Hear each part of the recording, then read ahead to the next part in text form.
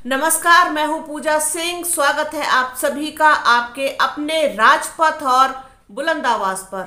दोस्तों, 2024 के लोकसभा चुनाव के लिए पूरी तरीके से इस समय माहौल जो है वो बन चुका है।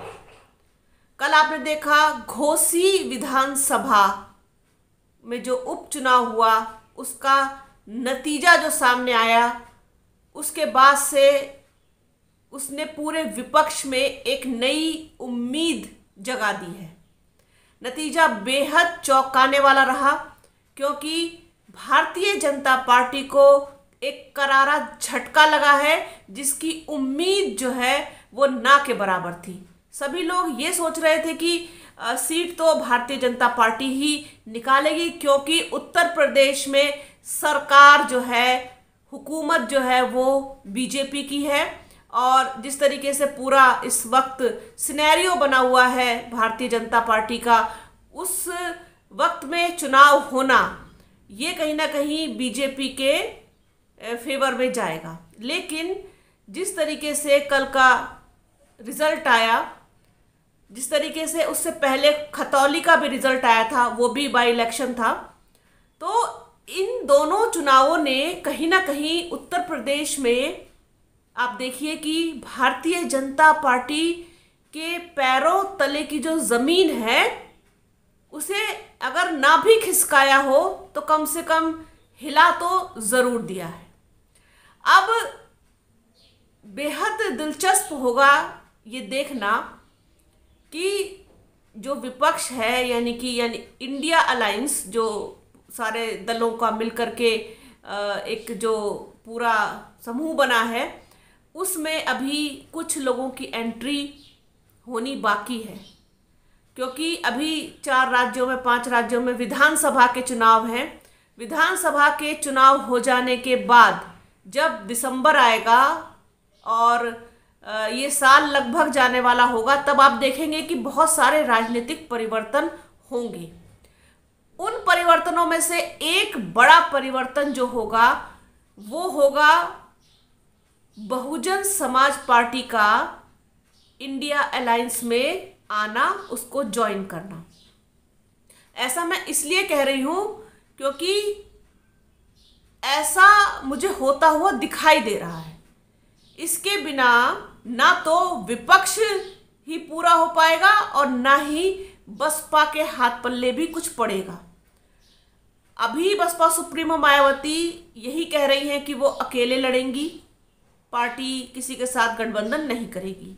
लेकिन कल जिस तरीके का चुनाव रिजल्ट सामने आया है और उस पर जो राजनीतिक विशेषज्ञों ने अपना एक पूरा एनालिसिस किया है, वो चीज़ें जो सामने निकल के आई हैं, उसमें बेहद चौंकाने वाली चीज़ जो है वो ये है कि जो वहाँ का दलित मतदाता है, उसने पूरी तरीके से समर्पित होकर के वोट दिया है सुधाकर सिंह को। अगर हम ये ना भी कहें कि समाजवादी पार्टी को दिया है, तो पर सुधाकर सिंह को तो दिया है। अब इस तरीके से दलित वोटर उधर शिफ्ट होना, साथ साथ पूरा मुस्लिम भी उधर जाना, ये अपने आप में एक बड़ा संकेत है, एक बड़ा बदलाव है। तो चर्चा आज इस बात पे करनी है कि अगर Bahujan Samaj party India alliance में जुड़ती है तो फिर क्या होगा। तो फिर ये होगा कि जो बसपा का हाथी है वो भारतीय जनता पार्टी के कमल को रौंदते हुए बहुत आगे निकल जाएगा। बीजेपी के पसीने छूट जाएंगे, बीजेपी धुआं हो जाएगी। ये इसलिए होगा क्योंकि कॉम्बिनेशन ऐसा बनेगा। अब कॉम्बिनेशन कैसे बनेगा वो भी बहुत दिलचस्प है जानना। ये देखिए कि आप तकरीबन 18%, तकरीबन नहीं 18% से 18.5% तो मुस्लिम मतदाता है। इसके अलावा 22% जो है वो दलित मतदाता है और जो ओबीसी है वो 40% है। अब आप ये देखिए कि सबसे पहले हम बात करते हैं मुस्लिम मतदाताओं की। मुस्लिम मतदाता अपना मन बना चुका है कि वो इस बार किसको वोट देगा, उसका एक रुझान अगर हम देखें तो रुझान जो है वो जाता हुआ दिखाई दे रहा है। जो ज़मीनी रिपोर्ट कहती है वो रुझान है कांग्रेस की तरफ। कांग्रेस को वोट देना चाहता है इस बार मुस्लिम मतदाता, मुस्लिम समाज। ठीक है, 18% ये हो गया वोट, 18.5% मान लीजिए। इसके बाद आता है दलित वोट बैंक। दलित वोट बैंक में जो 10-11% नॉन जाटव दलित है, उसकी स्थिति बड़ी ही कहना चाहिए कि पशोपेश वाली है, क्योंकि वो दलित मतदाता जो है वो बीएसपी का वोटर तो नहीं है, लेकिन वो किसी टाइम पर कांग्रेस का वोटर हुआ करता था। तो अगर ऐसे में ये चीज़ जुड़ती है तो उसे परेशानी नहीं होगी कांग्रेस की तरफ शिफ्ट होने में, क्योंकि वो उसका पुराना वोटर है। मैं इशारा किसकी तरफ कर रही हूँ ये आप समझ गए होंगे। इसके बाद जो जाटव वोट बैंक है, जो कोर वोट बैंक माना जाता है बीएसपी का, वो जैसे कल बसपा सुप्रीमो मायावती के साथ था, वो आज भी है और आगे भी रहेगा। तो ये चीज़ जो है 12 से 13% जो कोर वोट बैंक है बसपा सुप्रीमो का, बसपा का, वो जाहिर सी बात है कि बीएसपी के साथ रहेगा। तो ये जब बसपा सुप्रीमो यानी कि बसपा अलायंस में आएगी तो ये तो कहीं और जाने वाला है ही नहीं, ये जुड़ेगा। इसके बाद आप ये देखिए, बात करते हैं हम पश्चिमी उत्तर प्रदेश में जाटों की। तो आप जानते हैं कि राष्ट्रीय लोकदल के अध्यक्ष जो हैं जयंत चौधरी, वो भी जो है अलायंस का हिस्सा हैं। तो जो पश्चिम का जाट है, जो कोर जाट है, मतलब जो कोर जाट वोट बैंक है, जो बिल्कुल खांटी वाला है, जो गन्ना उगाता है, और जो कहना चाहिए कि चौधरी चरण सिंह वाला जो जाट है, मैं शहरी वोटर्स की बात नहीं कर रही हूँ, जो ग्रामीण इलाकों में है, चाहे वो मुजफ्फरनगर हो, चाहे वो ग्रामीण इलाके से मतलब कि मुजफ्फरनगर के ग्रामीण इलाके हों, शामली के हों, बागपत के हों, सहारनपुर के हों, बिजनौर के हों, ये वाली जो बेल्ट है पूरी, बागपत हो, ये वाली जो बेल्ट है ये कहीं ना कहीं पूरी तरीके से रालोद की हो चुकी है। जयंत चौधरी का अच्छा खासा प्रभाव वहाँ पर, पकड़ वहाँ पर बन चुकी है। तो ये जो है डेफिनेटली अलायंस के साथ जाएगा, जयंत के साथ जाएगा तो डेफिनेटली अलायंस के साथ जाएगा। अब इसमें जो वहाँ का मुस्लिम मतदाता है वो भी जुड़ेगा। इसके साथ साथ आप ये देखिए, बीएसपी रहेगी तो दलित भी जुड़ेंगे, खासतौर पर जाटव तो जुड़ेगा ही जुड़ेगा। ठीक है, इसके अलावा कहीं ना कहीं काफ़ी हद तक जो है वो गुर्जरों की भी नाराज़गी इस समय भारतीय जनता पार्टी से है।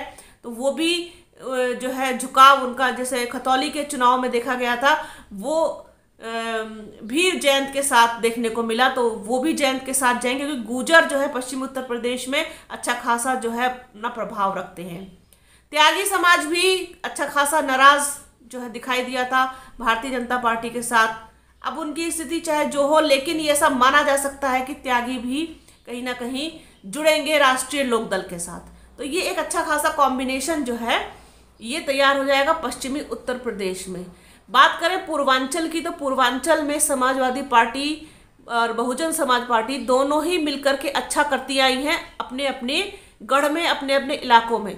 तो वो भी कहीं ना कहीं ये अलग इससे नहीं हो पाएगा।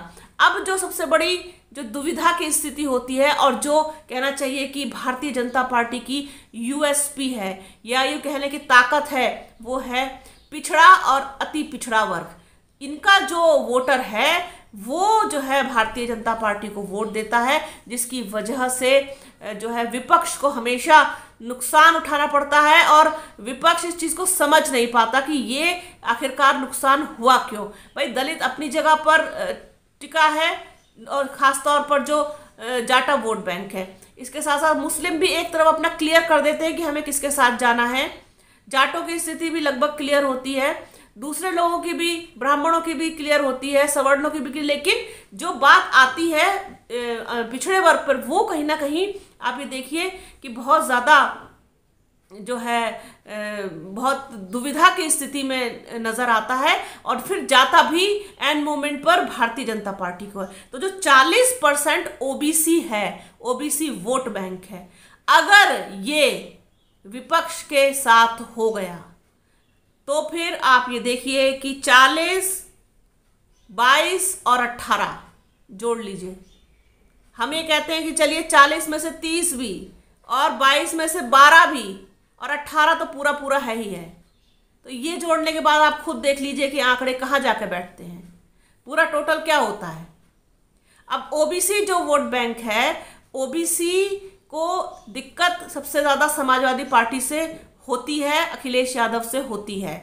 वो अखिलेश यादव के साथ भले ही ना जाए, लेकिन कहीं ना कहीं वो बसपा के साथ और फिर कांग्रेस के साथ, दोनों के साथ जाने में उसे कोई दिक्कत नहीं है, कोई गुरेज नहीं है। तो वो यहाँ पर जा सकता है, बशर्ते कि उनकी जो है थोड़ा सा उनके ऊपर काम किया जाए, थोड़ा सा उनके ऊपर ध्यान दिया जाए, उस पर फोकस किया जाए। विपक्ष ने अगर ढंग से अपनी नीति को बदला या फिर ढंग से उसको सुधारा, उसमें चेंजेस किए और वहाँ फोकस होकर काम किया उस एरिया पर, मतलब ओबीसी वाले पर, तो ये यहाँ पर शिफ्ट हो सकता है।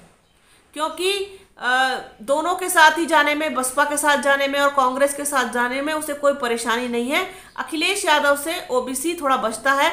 अब चूंकि भारतीय जनता पार्टी की सरकार में उसने भी अच्छी खासी जो है दिक्कतें झेली हैं, ओबीसी ने तो अब कल में घोसी में भी वोट दिया है। तो आपने देखा कि क्योंकि Yadav vote bank Samajwadi party को फिर से वापस पूरी तरीके से मिलना, ये अपने आप में एक बड़ी बात है, एक बड़ा इशारा है, बड़ा संकेत है। अब चूंकि परेशान है ओबीसी इनसे भी, क्योंकि जिस तरीके से इनके आत्मसम्मान की लड़ाई सबसे पहली चीज, दूसरी चीज कि जो आरक्षण है वो ओबीसी का लगातार ये कम और खत्म करते जा रहे हैं, वो एक अच्छा खासा जो है संघर्ष के लिए उसके लिए लड़ रहे हैं, वो चीज हो गई। फिर नौकरियां, फिर रोजगार, फिर जिस तरीके से वो संविदा वाला जो मामला चल रहा है शिक्षकों वाला, वो भी उसमें अच्छी खासी संख्या ओबीसी की भी होती है। तो वो सारी चीज़ें हैं। फिर महंगाई, बेरोजगारी, आप देख ही रहे हैं क्या आलम है।